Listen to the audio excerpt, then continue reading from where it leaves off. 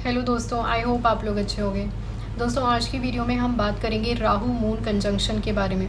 अगर आपके birth chart में राहु मून का कंजंक्शन किसी भी हाउस में बनता है तो आप क्या रिजल्ट्स जो हैं वो एक्सपेक्ट कर सकते हो, और क्या रिजल्ट्स जो हैं हमें राहु मून कंजंक्शन के मिलते हैं, और किस तरह की जो रेमेडीज़ हैं हमें करके इस कंजंक्शन का बेनिफिट हम ले सकते हैं, वो सब कुछ जो है आज की वीडियो में हम जानेंगे। तो इस वीडियो को आप एंड तक ज़रूर देखना, हो सकता है कि आपको बहुत से इंसाइट्स इस वीडियो से मिले।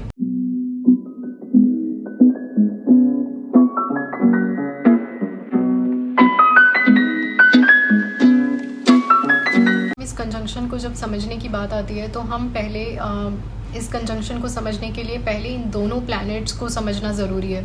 दोस्तों, राहु रिप्रेजेंट करता है सडन चीज़ों को, सडन होने वाली चीज़ों को, ऑब्सेशन को, मटेरियल परसुएट्स को, एम्बिशन को, और innovation, technology, foreign things, foreign connections और अनकन्वेंशनल चीज़ें जो हमारी सोसाइटी में होती हैं, या कोई भी अनकन्वेंशनल चीज़ जो है वो राहु से ही रिप्रेजेंट होती है। दोस्तों, मून रिप्रेजेंट करता है माइंड को, इमोशंस को, मेंटल वेलबींग को, मदर को, जो हमारा होम एंड कंफर्ट है उसको रिप्रेजेंट करता है मून, और हमारी जो इंट्यूशन और मेमोरी है उसको भी कहीं ना कहीं मून ही रिप्रेजेंट करता है। तो दोस्तों, इस कंजंक्शन के जो है हम 13 पॉइंट्स डिस्कस करेंगे कि 13 पॉइंट्स में कि किस तरह के जो रिजल्ट्स हैं वो देता है।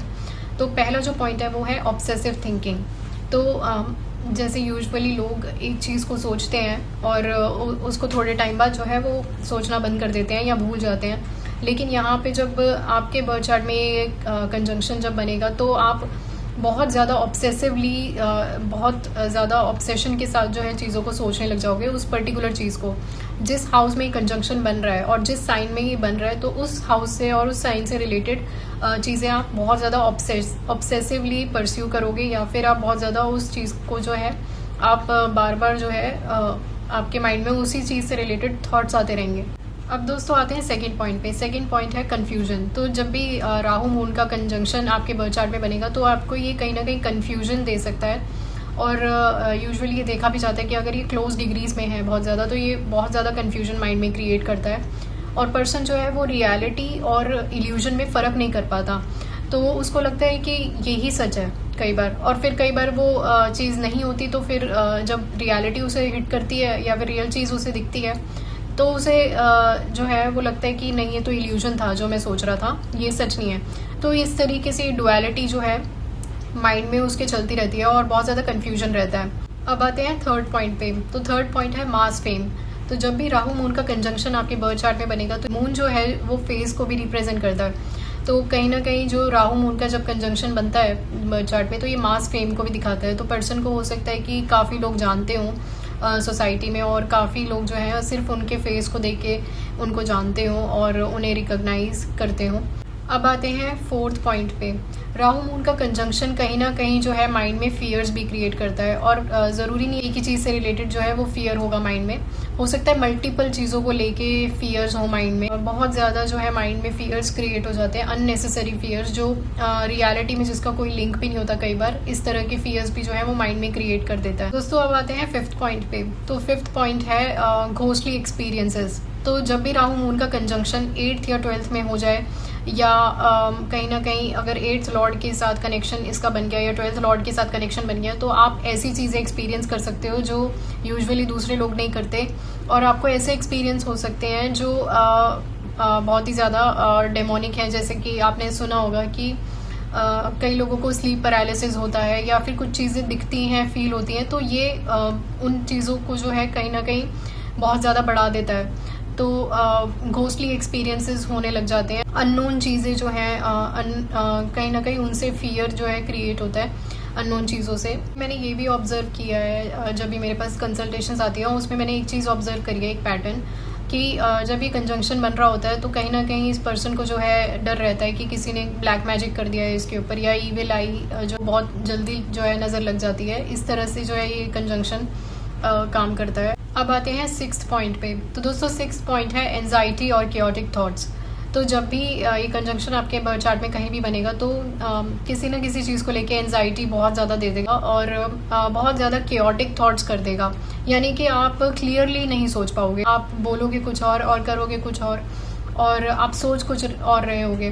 तो ये चीज़ें जो हैं बहुत ज़्यादा रहती हैं और बहुत केओटिक थॉट्स कई बार आ जाते हैं। अब आते हैं दोस्तों 7th पॉइंट पे। तो जब भी राहु मून का कंजंक्शन आपके चार्ट में होगा तो राहु जो है वो क्लेवर है बहुत ज़्यादा, और जो मून है वो मदर है।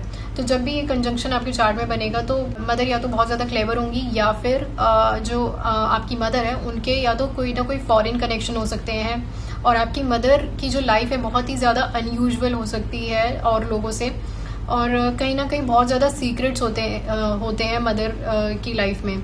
तो ये चीज़ें जो है बहुत ज़्यादा प्रोमिनेंटली देखी जाती हैं राहु मून के कंजंक्शन में।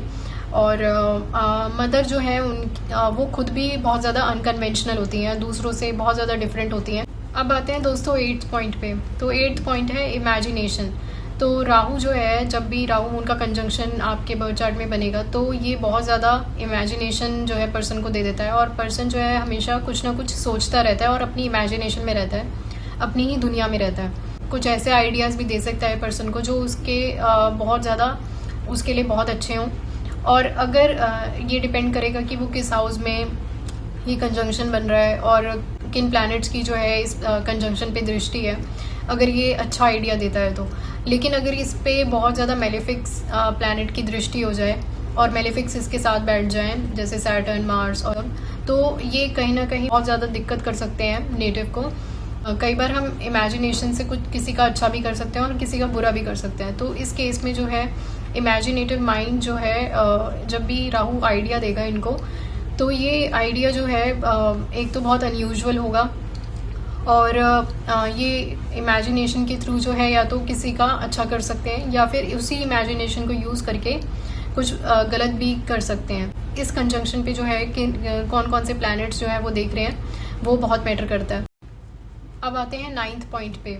तो दोस्तों जब भी राहु मून का कंजंक्शन किसी भी हाउस में बनेगा तो आपको उस हाउस से रिलेटेड बहुत ज़्यादा राहु मून का कंजंक्शन जो है आपको बहुत ज़्यादा एम्बिशियस बनाता है और बहुत ज़्यादा सिर्फ सक्सेस ओरिएंटेड बना देता है। तो पर्सन सिर्फ जो है ना वो अपनी वेल्थ और अपने बहुत ज़्यादा एम्बिशियस और डिज़ायर्स बहुत होती हैं ऐसे पर्सन की, और बहुत ज़्यादा जो है उसके बड़े गोल्स हो सकते हैं। और वो यूजुअली पर्सन जो है, जैसे लोग जो हैं वो सोचते हैं कि यार हमारी गवर्नमेंट जॉब लग जाए, लेकिन ये पर्सन सोचेगा कि नहीं, मुझे गवर्नमेंट जॉब नहीं चाहिए, मुझे कुछ बड़ा करना है। तो इस टाइप की जो है वो थिंकिंग देता है राहु। दोस्तों अब आते हैं 10th पॉइंट पे। 10th पॉइंट है एडिक्शन टू थिंग्स। तो एडिक्शन अब किसी भी चीज़ की हो सकती है, स्मोकिंग की हो सकती है, ड्रिंकिंग की हो सकती है, किसी पर्सन की हो सकती है, किसी ना किसी चीज़ की जो है वो एडिक्शन ये ज़रूर देता है। तो स्पेशली तब जब ट्रांजिट में भी जो है मून जब एफ्लिक्शन में आ जाए तो ये किसी ना किसी चीज़ को लेके एडिक्शन दे देता है। कुछ एक पर्टिकुलर चीज़ के लिए बंदा या तो सोचता रहता है, या तो ये पर्सन जो है नेटिव किसी न किसी पर्टिकुलर चीज़ को लेके बहुत ज़्यादा एडिक्ट हो जाता है, या बहुत ज़्यादा उस चीज़ के बारे में सोचता रहता है। तो ये जो है एडिक्शन दे देता है किसी चीज़ को लेके। अब आते हैं दोस्तों 11th पॉइंट पे। 11th पॉइंट है स्ट्रॉन्ग इंट्यूशन। तो जब भी राहु मून का कंजंक्शन आपके चार्ट में बन रहा होगा तो आप बहुत ज़्यादा इंट्यूटिव हो जाओगे, और हमेशा जो है आपको होने वाली चीज़ों का जो है वो पहले ही आपको सेंस हो जाएगा कि क्या होने वाला है। तो ये आपको बहुत ज़्यादा जो है इंट्यूटिव बनाता है। इस कंजंक्शन में प्रॉब्लम ये होती है कि कई बार या तो पर्सन एंशियस होकर सोचता है, या फिर वो इंट्यूटिवली जो है वो फील कर रहा होता है। अब आते हैं दोस्तों 12th पॉइंट पे। तो 12th पॉइंट है वर्स्ट केस सिनेरियो में अगर हम बात करें तो राहु मून का कंजंक्शन जो है वो पैरानोया या कोई ना कोई मेंटल डिसऑर्डर जो है वो दे सकता है। तो ये जो है हमें इसमें देखना पड़ेगा कि किस तरह का जो किस हाउस में जो है ये कंजंक्शन बन रहा है और किस साइन में बन रहा है, उसके लिए पूरा हॉरोस्कोप जो है वो चेक करना होगा। तो ये वर्स्ट केस सिनेरियो की मैं बात कर रही हूँ यहाँ पे। मैं हर किसी के लिए नहीं कह रही कि हमेशा हर किसी के चार्ट में इसी तरह से वर्क करेगा, ऐसा नहीं है। कभी ना कभी जो है इस तरह का जब ट्रांजिट अगर डिफ़िकल्ट आ जाए और दशा भी अगर मेलेफिक्स की आ जाए या फिर, तो उस केस में जो है ये कोई ना कोई जो है मेंटल परेशानी जो है वो दे सकता है। बातें हैं दोस्तों लास्ट पॉइंट 13th पॉइंट पे। तो जब भी राहु मून का कंजंक्शन अगर बनेगा तो हो सकता है कि इस कंजंक्शन का जो बेनिफिट है वो आपको ये मिल सकता है कि फॉरेन कनेक्शंस बन सकते हैं, फॉरेन से कुछ ना कुछ बेनिफिट हो सकता है आपको, फॉरेन अपॉर्चुनिटीज़ मिल सकती हैं। और सोशल मीडिया और टेक्नोलॉजी में जो है कहीं ना कहीं जो है ये कंजंक्शन जो है आपको हेल्प करता है। और अगर आप इस फील्ड से जुड़े हो तो आपको बेनिफिट या और गुड साइड जो है वो इस कंजंक्शन की आपको दिखेगी। और रिसर्च की फील्ड में जो है जहाँ पे अनकन्वेंशनल सोच चाहिए या फिर आप कोई अनकन्वेंशनल फील्ड से जुड़े हुए हो, तो उस केस में भी जो है आप देखोगे कि इस कंजंक्शन की पॉजिटिव साइड जो है वो काम कर रही है। तो दोस्तों ये था ये लास्ट पॉइंट था 13th पॉइंट। और अब हम आते हैं रेमेडीज़ पर।